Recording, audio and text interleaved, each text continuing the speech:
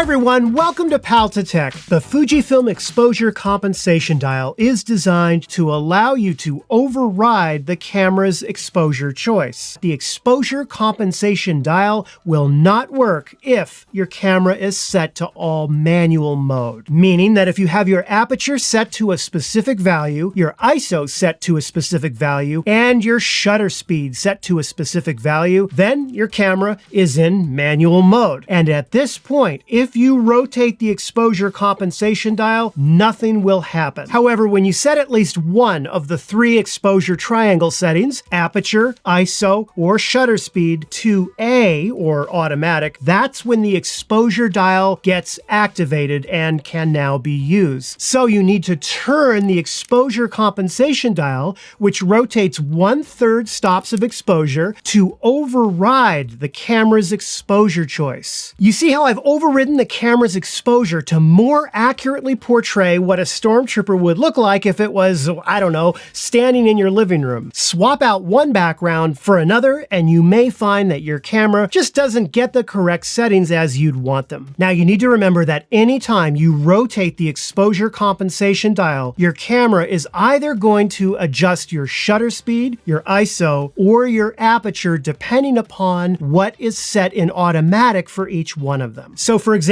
let's say I set my ISO to 800 and my aperture to f2.8 and my shutter speed to automatic. Now when I rotate my exposure compensation dial, you can see that the camera is adjusting the shutter speed because that's what was in automatic. Likewise, if I set my aperture dial to automatic and my shutter speed dial to 1/500th of a second and my ISO to 800, now when I rotate my exposure command dial, it's the aperture that now changes. And lastly, if I set a fixed aperture of, say, f4, a fixed shutter speed of 1/250th of a second, and I put my ISO dial in automatic, now when I rotate the exposure compensation dial, you can see that the camera is changing my ISO value. As you've probably figured out by now, the problem with the exposure compensation dial is that you do lose control over some of the exposure settings of the camera. The camera could, when you rotate the exposure compensation dial, choose a shutter speed that's too slow, and you would end up with a blurry photo. So what I do is I firmly set my shutter speed to, say, 1/250th of a second, which helps to prevent subject blur, especially with people. Then I set my aperture to a fixed value based on how much I want in focus in my scene, say f2.8 for portraits, for example. Then, and most importantly, my ISO dial is set to automatic.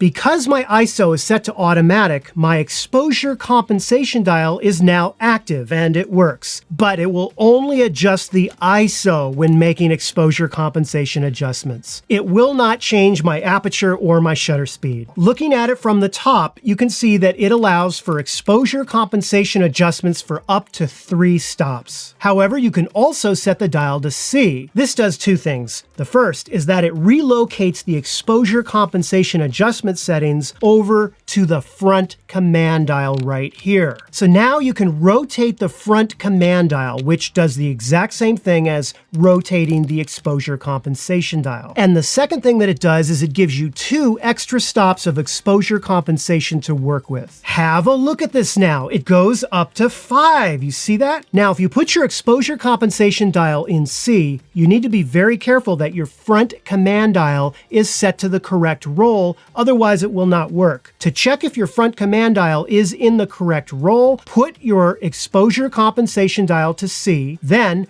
press the front command dial quickly like this. Boom.